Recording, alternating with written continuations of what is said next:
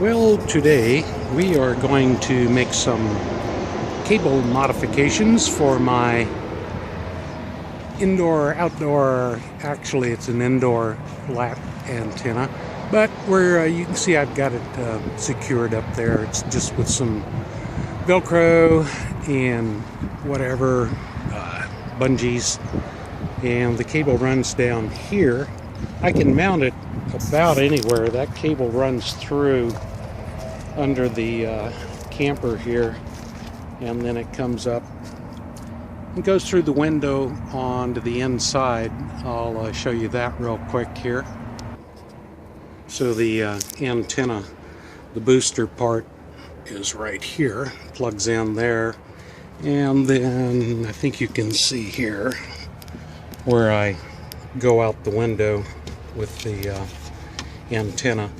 I put the rags up because it doesn't close completely. You can see there's a little gap of air in there. It keeps the cold out. But then that runs on up and connects into the TV right there. So this cable, I want to take this out, and I'm going to run it down the side here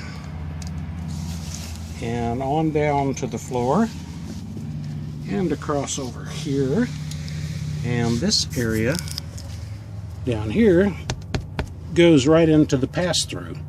So the idea here is down about right in that area. I'm going to drill a hole through, run the cable along here, poke out, and then we'll come out the propane outlet side. I'll show you that real quick.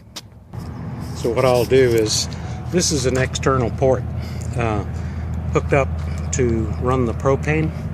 I have that hooked up to my hot water heater tape right now, but just on the inside here, right down there in the lower left corner, is about where I plan to drill a hole through. And this goes right onto the inside of the camper, and then I'm just going to run the cable right out through that hole that takes the propane adapter, which I do not use because I have a little outside grill. I much prefer to using my camper propane. So we're going to drill a hole through there, find it on the inside, then enlarge that hole a little bit and run that cable from the inside TV down that wall, through the wall there, and right out here. And I can still have room to go clear to the back to reach my antenna, which is really easy to mount on the top of that ladder back there to get up on the top. So let's see how this goes. Alrighty, I drilled a pilot hole, a couple of them, and then I went in with a half-inch drill here and drilled that on through right there. So she's drilled in, goes right outside the wall. Now the cable goes down around under the camper, and this just fits. This is a 25-foot quad shielded cable. Quad shielding helps eliminate some of the pixilation that you get on your TV.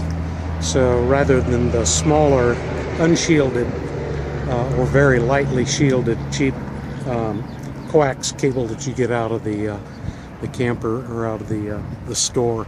So this just reaches, that's the maximum height I'll ever raise it.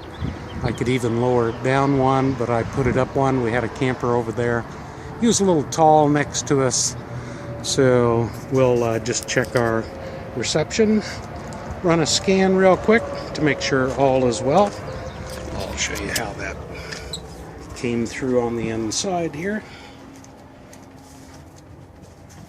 So we just came in right down there, right where I was expecting, and then right along here and up and connected. So I'll figure out how to attach this to the wall, either with a ring, with a screw-in round ring, maybe one up here, one down in the corner down there, and one on the wall down there, so maybe about 3. I might use little tacks.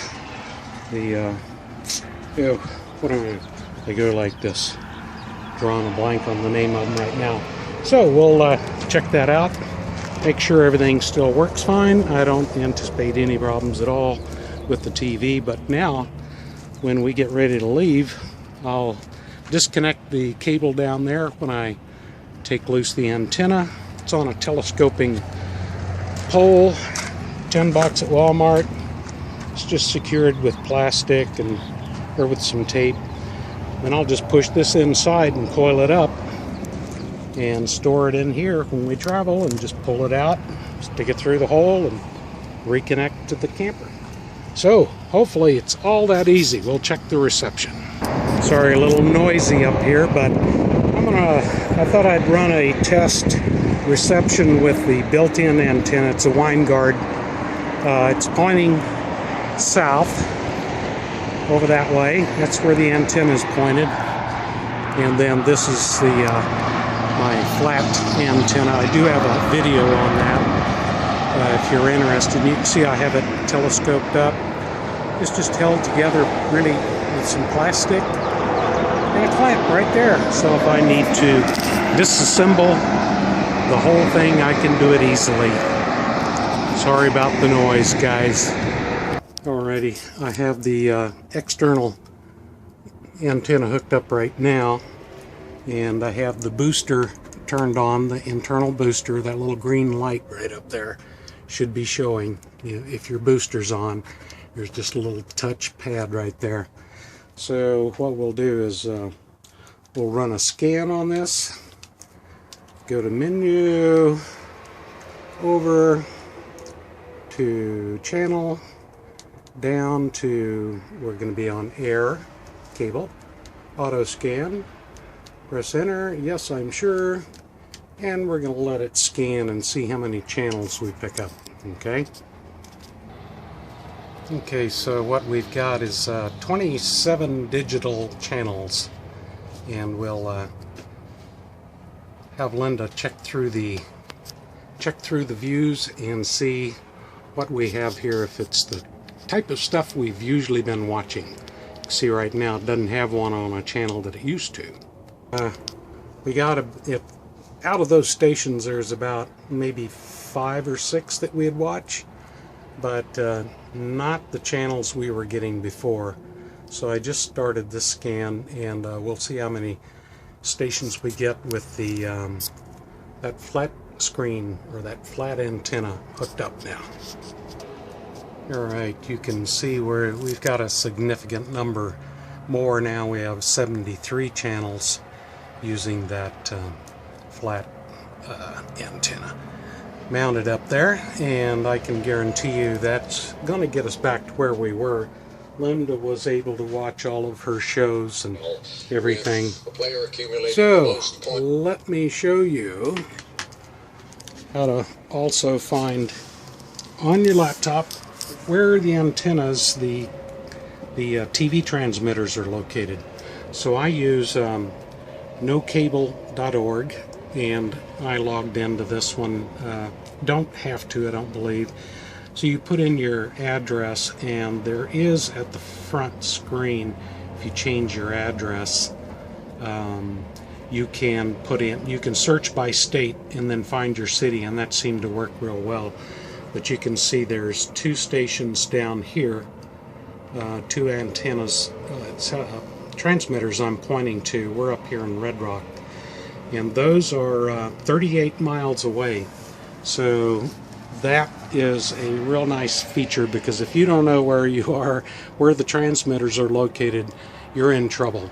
So I suggest you give this a try. We're picking up all our stations nice and clear. Also, Linda she told me to mention here below our TV we have a charging center, and if she plugs in her phone to charge there, this starts pixelating. We get worse reception, so there's some interference going on here.